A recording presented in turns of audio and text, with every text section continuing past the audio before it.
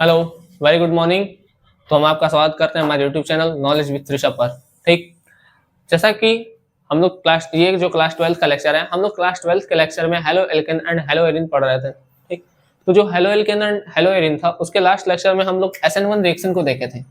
SN1 reaction जो है वो कंप्लीट मतलब वो लेक्चर जो है वो थोड़ा सा लंबा है। ठीक है, 28-30 मिनट का है लगभग, क्योंकि उसमें एक एक चीज को आपको बेसिकली समझाया गया है। ठीक है, इसलिए रिएक्शन थोड़ा सा लंबा हो गया है। ठीक, आज जो हम पढ़ेंगे वो पढ़ेंगे SN2 रिएक्शन। ठीक, अगर आप SN1 नहीं पढ़े हैं तो आप पिछले लेक्चर में जाकर के उसको देख सकते हैं। आज हम पढ़ेंगे SN2 रिएक्शन। इसको कहते हैं द्विअणुक नाभिक स्नेही प्रतिस्थापन अभिक्रिया। द्विअणुक नाभिक स्नेही प्रतिस्थापन अभिक्रिया। द्विअणुक नाभिक स्नेही प्रतिस्थापन अभिक्रिया क्या है, इसको द्विअणुक नाम क्यों दिया गया है, ये सब हम अभी देखेंगे। ठीक है, देखिए जैसे हम कार्बन लेते हैं। ठीक है, यहाँ पर इसके साथ हाइड्रोजन को ऐड कर लेते हैं। यहाँ पर है क्लोरीन। नाभिक स्नेही मतलब नाभिक से लगाव रखने वाला, तो OH के ऊपर माइनस चार्ज होता है और नाभिक जो होता है वो प्लस चार्ज होता है। तो प्लस चार्ज से जो लगाव रखेगा वो मतलब प्लस से लगाव कौन रखेगा, माइनस। अब देखिए होता है क्या है, ये पहले तो सामने से जाएगा, लेकिन ये भी माइनस और ये भी माइनस, दोनों माइनस माइनस है, इसलिए ये एक दूसरे को दूर भगाएंगे, मतलब पास नहीं आने देगा। क्लोरीन इसको अपने पास नहीं आने देगा, क्योंकि माइनस और माइनस क्या करते हैं, एक दूसरे को रिपेल करते हैं या प्रतिकर्षण करते हैं। ठीक, तो ये इधर से नहीं जाएगा, पहला बात। तो ये क्या करेगा, ये इधर से अटैक करेगा, पीछे के साइड से, बैक साइड से अटैक करेगा। जब ये बैक साइड से अटैक करेगा तो बनेगा क्या, ये कार्बन है ही। ठीक है, अब होता क्या है, यहां से क्लोरीन धीरे धीरे धीरे धीरे अलग होता है और यहाँ से ये जो OH होता है वो धीरे धीरे धीरे धीरे जुड़ता है। ठीक है, यहाँ से जो OH होता है वो धीरे धीरे क्या होता है, जुड़ता है। और ये जो हाइड्रोजन और ये जो 3 हाइड्रोजन ये जैसे का तैसा रहता है। ठीक, ये जो अवस्था बन रही है इसको हम कहते हैं ट्रांजिशन स्टेट। ट्रांजिशन स्टेट, या इसी को हम हिंदी में कहते हैं संक्रमण अवस्था। संक्रमण अवस्था। देखिए ये जो बना है, ठीक है, ये जो स्टेट है, ये बहुत समय के लिए नहीं होता है, ये केवल 10⁻⁻6 सेकंड के लिए होता है। ठीक है, 10⁻⁻6 सेकंड के लिए। तो बहुत तेज रिएक्शन हो रहा होगा, है ना, मतलब -6 है तो सोच रहे होंगे कितना तेज हो रहा होगा, सोच सकते हैं। ठीक, अब इतना तेज रिएक्शन हो रहा है तो इसका हम रेट डिटरमाइन तो कर नहीं पाएंगे। ठीक है, मतलब पलक झपकते ही मतलब यहाँ से यहाँ वाला रिएक्शन कंप्लीट हो जाता है। ठीक है, अब जैसे जब हम देखेंगे तो हमको क्या दिखेगा, यहाँ पर OH जुड़ चुका होगा, ये जो 3H है ये ऐसे ही होंगे और यहाँ पर Cl जो होगा वो निकल चुका होगा। ठीक, ये जो यहाँ से यहाँ वाला रिएक्शन हुआ है बहुत तेजी से होता है। ठीक है बात। अब देखिए, तो जो SN2 रिएक्शन है उसमें अटैक पीछे साइड से हो रहा है, बैक साइड से। ठीक, ये है आपका रिएक्शन। ठीक है, यही मैकेनिज्म है, आपका रिएक्शन कंप्लीट है। ठीक, अब देखिए ध्यान से, अगर मान लीजिए ये जो है C है, यहाँ पर हम CH3 ले लें।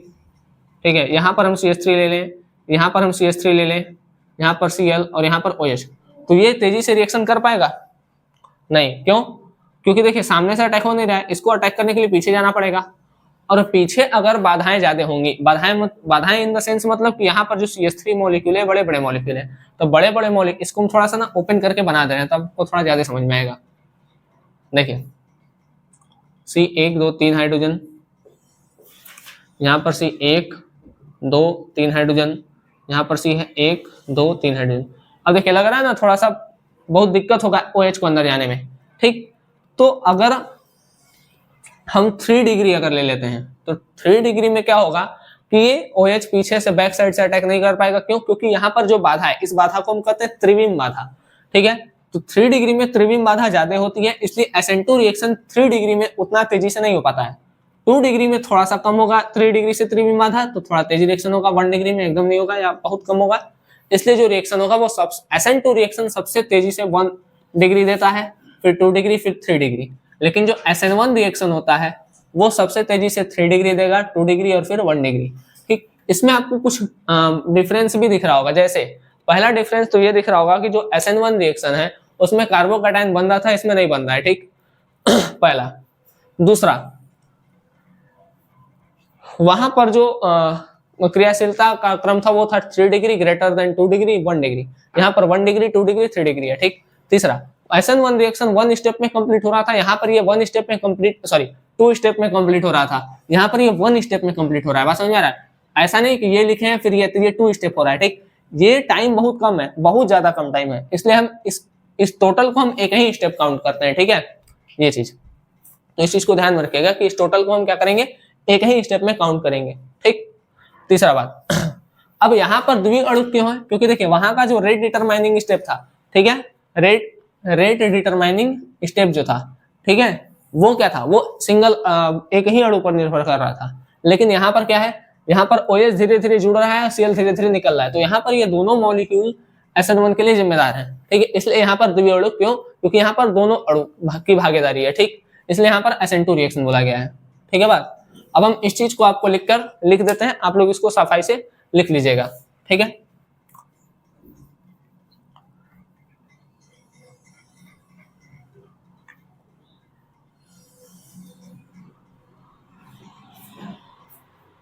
सॉरी, ये वाला तो आप लिख सकते हैं, ये वाला यही है, ठीक है, ये लिखिएगा, इसके बाद ये, ठीक है। यहाँ पर क्या होगा कि ये जुड़ जाएगा, HH ऐसा रहेगा, और यहाँ पर Cl जो होगा वो निकल जाएगा, ठीक, बस समझिएगा। अच्छा एक चीज और देखिए, यहाँ पर एल्कोहल का फॉर्मेशन हो रहा है, ठीक है, ये भी देख सकते हैं, ठीक। चलिए अब हम इसको लिख दे रहे हैं, ठीक, आप लोग इसको नोट करिए। आइए, SN2 रिएक्शन, ठीक है, ये REX हम लिख देते हैं, ये रिएक्शन है, ठीक है, पूरा REACTION, इसको हिंदी में अभिक्रिया कहते हैं, इतना तो पता ही होगा, ठीक है। चलिए देखिए, ये जो रिएक्शन है वो लिख दिए हैं, ये 1 डिग्री एल्केन है, यहाँ पर ये नाभिक नहीं है, ठीक, ये नाभिक नहीं क्या करेगा, सामने से अटैक करेगा नहीं, ये कहाँ से अटैक करेगा, पीछे से अटैक करेगा, ठीक है, ये संक्रमण अवस्था बनाएगा, संक्रमण अवस्था, ठीक है, या ट्रांजिशन स्टेट, ठीक। और एक समय मतलब ये जो स्टेट होगा ये केवल 10⁻⁻⁶ सेकंड के लिए होगा और तुरंत ये बन जाएगा। ये स्टेप एक ही स्टेप हम इसको काउंट कर रहे हैं, इतना कम समय को हम मतलब डिटरमाइन नहीं करते, ठीक है। तो सबसे पहले बात ये लिखा है कि SN2 अभिक्रिया एक ही पद में पूर्ण होती है, ठीक। दूसरा, SN2 में कार्बोधनायन नहीं बनता है, जबकि SN1 में बन रहा था, लेकिन इसमें संकरण अवस्था बनता है, ठीक। इसके वेग निर्धारण पद में 2 अणु इन्वॉल्व होते हैं, जबकि उसमें केवल 1 इन्वॉल्व था, ये भी है और ये भी है, इसलिए इसे द्वितीय कोटि की अभिक्रिया कहते हैं, ठीक है। मतलब यहाँ पर जो अभिक्रिया का दर होगा, जो रेट होगा वो RX के, ठीक है, और ये OH के, मतलब इन दोनों के क्या होगा, इन दोनों के समानुपाती होगा, ठीक। मतलब अगर इसका हम 2 गुना करेंगे, अगर इसका अगर 2 गुना करेंगे ना, तो ये 4 गुना बढ़ जाएगा रेट, ठीक है, ये चीज। यह अभिक्रिया एक्सोथर्मिक होती है, ठीक है, और ये भी लो टेम्परेचर पर होगी, SN1 भी लो टेम्परेचर पर हो रहा था और ये भी लो टेम्परेचर पर, ठीक। क्रियाशीलता का क्रम, अब देखिए SN1 रिएक्शन जो था, सॉरी SN2 रिएक्शन जो है उसमें क्रियाशीलता क्रम 1 डिग्री है, फिर 2 डिग्री है, फिर 3 डिग्री है, जबकि SN2 जो था, SN2, ठीक है, सॉरी SN1 जो था, SN1 रिएक्शन, SN1 अभिक्रिया में जो क्रियाशीलता का क्रम था वो था 3 degree, greater than 2 degree, greater than 1 degree. लेकिन SN2 में जो भी क्रियाशीलता का क्रम है वो 1 डिग्री, 2 डिग्री, 3 डिग्री। क्यों? क्योंकि इसमें त्रिविम बाधा सबसे कम होती है, त्रिविम बाधा सबसे कम होती है, लेकिन इसमें जो होता है त्रिविम बाधा सबसे अधिक होती है, त्रिविम बाधा सबसे अधिक होती है, ठीक है। त्रिविम बाधा सबसे अधिक होगी तो रिएक्शन उतना अच्छे से नहीं हो पाता है, ठीक है, इसलिए ये वाला प्रेफर करते हैं, ठीक।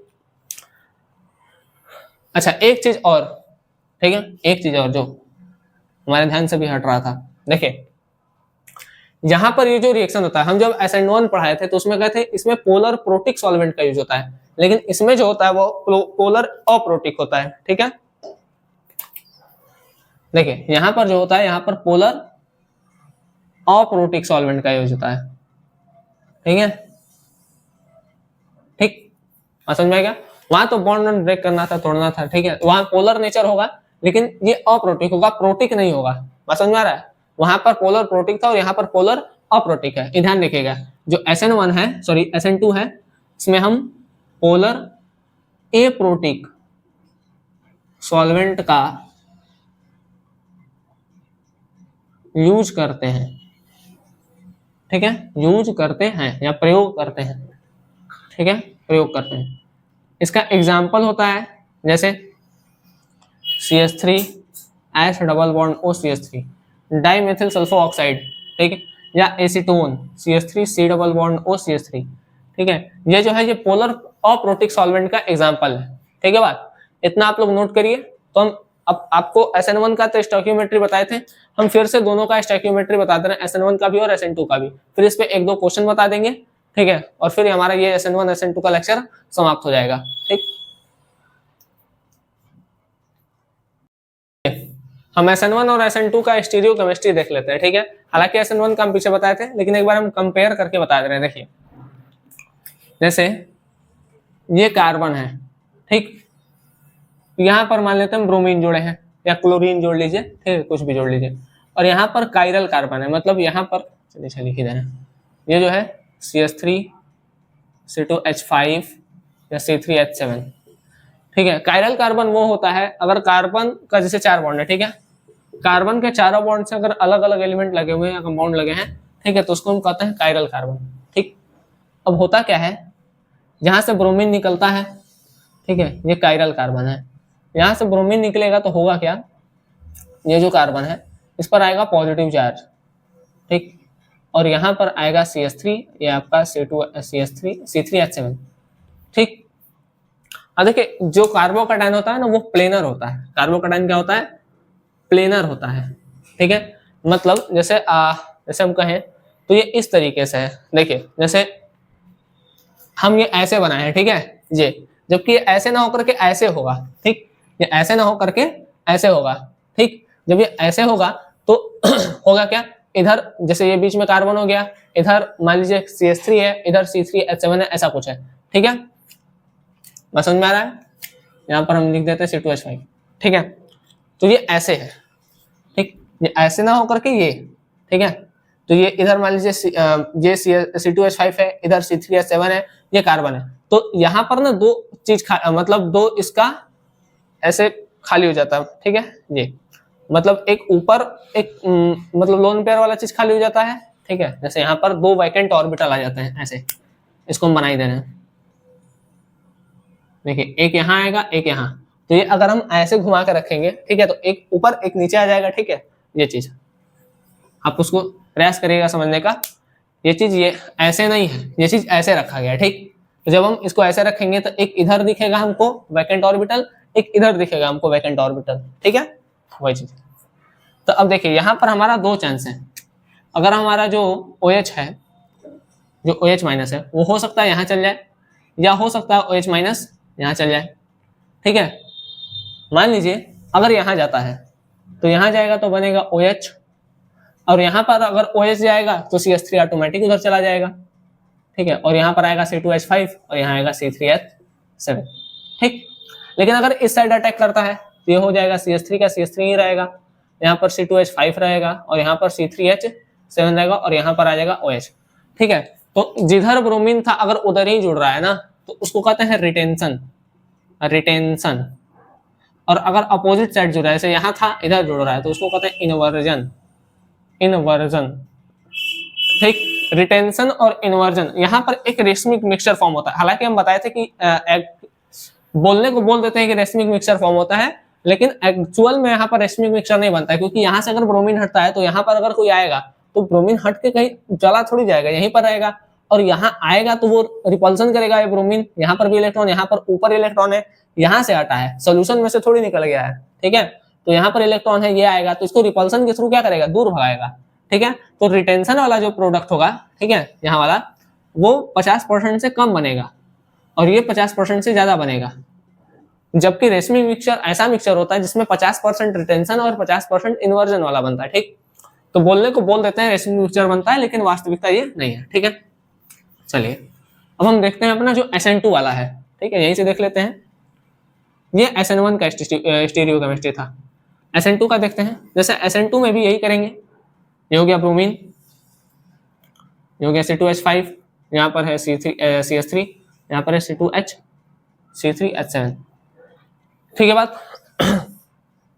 देखिए होगा क्या, यहाँ से यहाँ पर जो OH होगा, ठीक है, अब यहाँ पर जो OH होगा वो क्या करेगा, ठीक है, ये अटैक हमेशा कहाँ से करेगा, ठीक है, इसको रुकिए 1 मिनट, C हो गया, ये Br हो गया, H ये H, ठीक।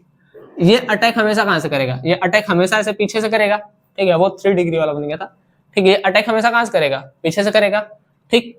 तो अगर पीछे से करेगा तो रिटेंशन तो बनेगा नहीं, इसमें हमेशा क्या होगा, इसमें हमेशा हमको इन्वर्जन वाला प्रोडक्ट ही मिलेगा, ठीक है।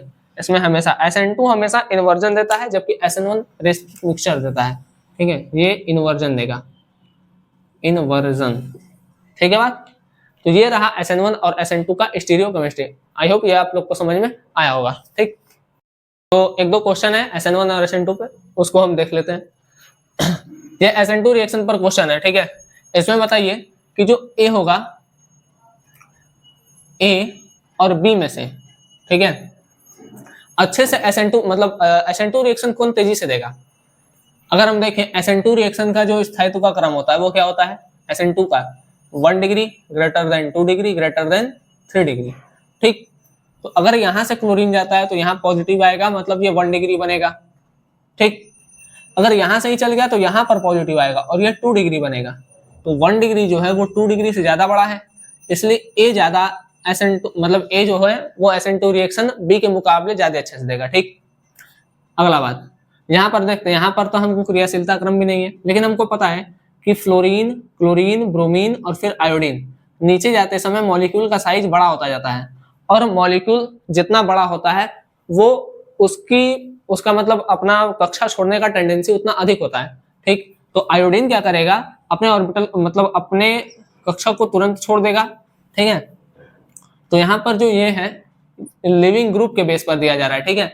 ये अपना कक्षा जल्दी छोड़ेगा, ये जल्दी नहीं छोड़ेगा। अगर ये जल्दी छोड़ रहा है मतलब रिएक्शन जल्दी हो रहा है, ये नहीं छोड़ रहा है मतलब रिएक्शन लेट में हो रहा है, ठीक है। तो यहाँ और ए और बी में किसको देखेंगे, ए, ठीक है। अब आते हैं SN1 पर। SN1 में जो हम देखे थे वो था 3 degree greater than 2 degree greater than 1 degree.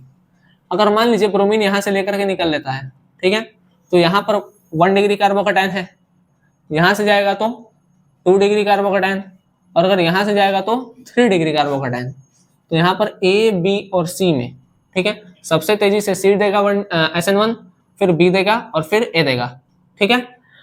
उम्मीद है आपको ये लेक्चर समझ में आया होगा जो SN2 रिएक्शन पर था। SN1 SN2 का हमें कंप्लीट टॉपिक समझा दिए, ठीक है। अब देखिए अगर आप लोग ऑर्गेनिक केमिस्ट्री पढ़ते हैं, ठीक है, तो ऑर्गेनिक केमिस्ट्री पढ़ने का एक नियम होता है कि उसको आप लोग रिवीजन करते जाएं, नहीं तो एग्जाम टाइम में ये होगा कि भाई हम पढ़ तो पूरा लिए लेकिन आ एक भी नहीं रहा है, या हम सारे रिएक्शन को भूल चुके हैं, ठीक है। आप लोग मेहनत करिए, ठीक है। अगर आप लोग मेहनत नहीं करेंगे तो ऑर्गेनिक केमिस्ट्री आप लोग अच्छे से नहीं पढ़ पाएंगे, ठीक है। और कौटिल्य का भी एक कहना था, ठीक है, कि ज्ञान प्राप्ति के लिए कोई सरल मार्ग नहीं होता है। अगर आपको ज्ञान की प्राप्ति करनी है, ठीक है, तो आप उसको उसके प्रति मेहनत करिए, ठीक है। आप जैसे आप पढ़ रहे हैं कोई चीज, ठीक है, तो क्या करिए उसको रिवाइज करिए, 1-2 दिन पर डेली रिवीजन करते जाइए, ठीक। अगर नहीं कर सकते हैं, ठीक है, तो कम से कम 7 दिन में एक बार रिवाइज अवश्य जरूर करिए, ठीक है। हालांकि ऐसा करना नहीं चाहिए, ये थ्योरेटिकल पोर्शन नहीं है, ठीक है, ये ऑर्गेनिक केमिस्ट्री है, ठीक है। और ऑर्गेनिक केमिस्ट्री अगर आप 1 हफ्ता बाद उठा रहे हैं तो जाहिर सा बात है ये भूल जाएंगे आप, ठीक। चलिए आप लोग लेक्चर अच्छे से देखिए, समझिए, उसको रिवाइज करिए, ठीक है। जहाँ नहीं समझ में आता है वो कमेंट सेक्शन में पूछिए, ठीक है। और हम आगे का लेक्चर ऐसे ही कंटिन्यू करेंगे। तब तक के लिए धन्यवाद, अच्छे से पढ़ाई करते रहें।